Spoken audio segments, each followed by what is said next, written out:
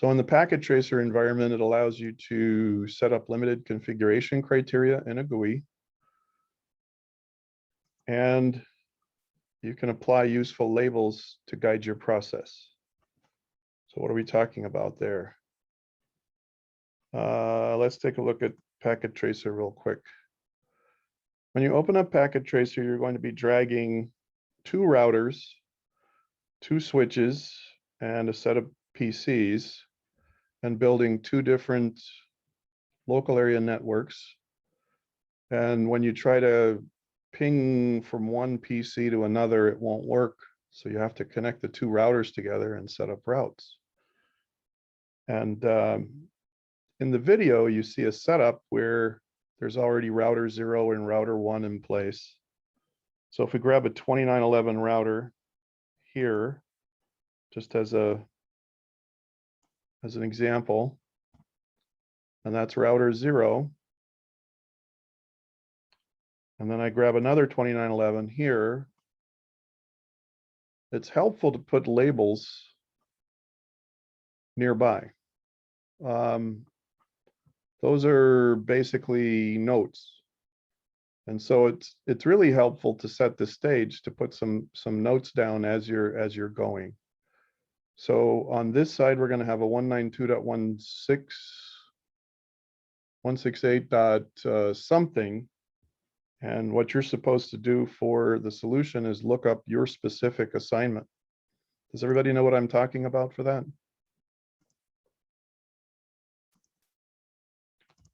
In the solution, you have a network assignment. So as you're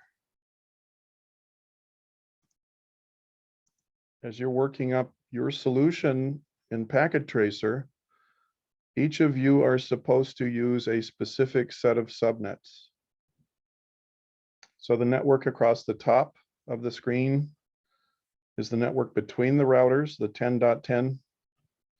And Shanoa would use, is Shanoa here with us? Yeah. So Shanoa, you would use 10.10.1. Schneider would use 10.10.2. Lance would use 10.10.3. Deanna would use 10.10.4. The first subnet on the left, when I say on the left, I'm talking about the network here on the left. So you have this router network across the top for your first solution for this module. You're building routes. You're building some simple routes. You build a route from this network to the other network on the right. And on the right-hand side, inside the right-hand router, you're building a route back to the local area network on the left. That's basically what you're doing. There's a 20-minute video. When you start the video, the stage is set, and there are some things that are already in place. And we haven't used Packet Tracer as much this semester, but I wanted you to know that there's a GUI option to set up some of that device. As you, well, not double click, single click. As you single click on this thing, it shows a hardware view of the front and the back. And if you click on config, then you can set up the interfaces here with the IP addresses and subnet mask. So the first interface on your router 0.0/0 is going to be used to connect the 2 routers. So 2911 router 0 and 2911 router 1, they both have a gigabit Ethernet 0/0. And what we want to do is configure IP addresses from the 10 subnet on 0/0.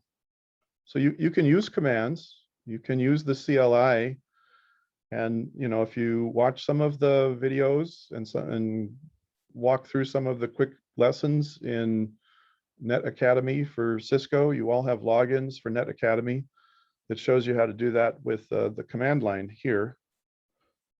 But one of the things we wanted to do was to help you understand how when you're issuing commands, you have to be on the right level to issue commands. So if you're on the router prompt here, commands for that configure the entire router.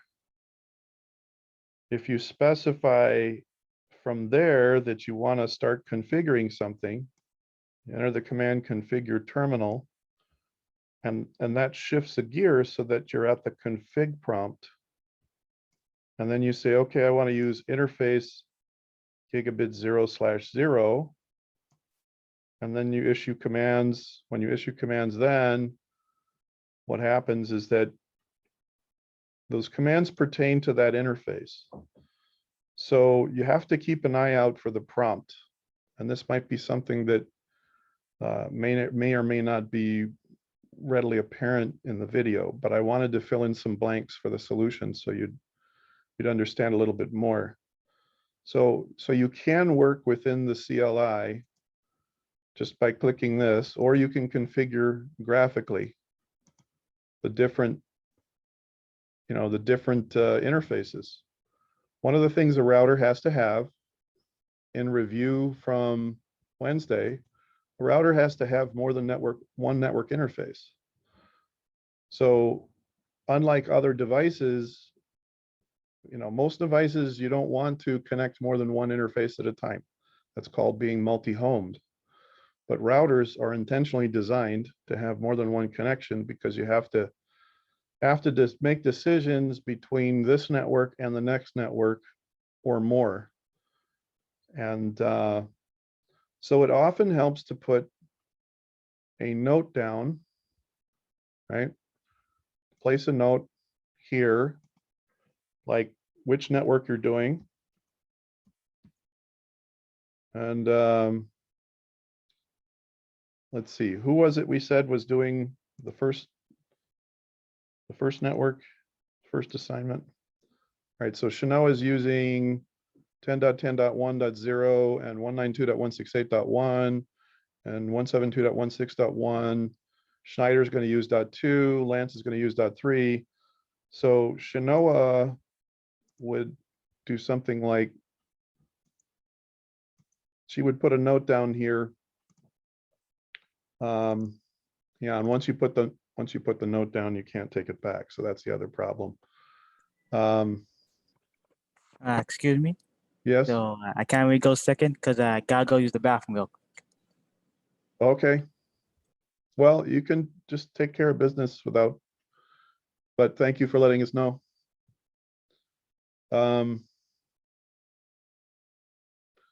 So Shinoa would put a remark up here. She'd put a note up here saying she's working on the 10.10.1.0 network, right? And then she's got something to remind her of what network we're working on. When you connect these two, if you form a connection between these two routers, you're going to want to use this as a point of reference. So when you go in here to configure things, you're going to select that first interface and then type in the IP address 10.10.1.1. And on this one, 10.10.1.2.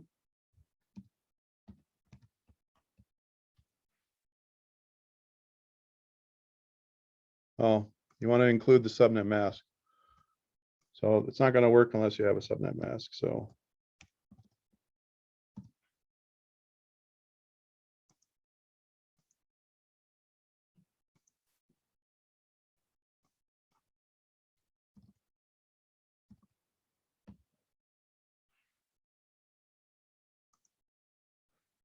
now you could put another note here that this is .1 and this is .2. So you could put a quick note here that this is .1 and this is .2.